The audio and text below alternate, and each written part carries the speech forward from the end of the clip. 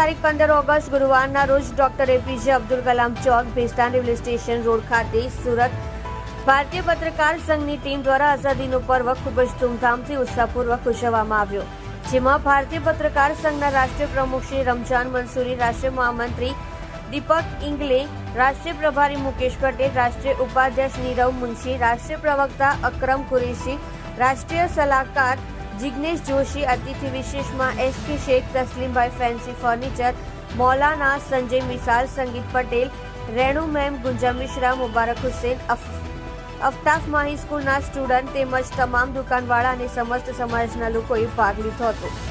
ધ્વજારોહણ કરી રાષ્ટ્રગીત ગાઈને ધ્વજાને બધાએ સલામી આપી હતી. અંતમાં આવેલા તમામ અતિથિગણનું મીઠાઈ અને ચોકલેટથી મોઢું મીઠું કરાવી નાસ્તો આપી છેલ્લા પ્રોગ્રામનું સમાપન કર્યું હતું.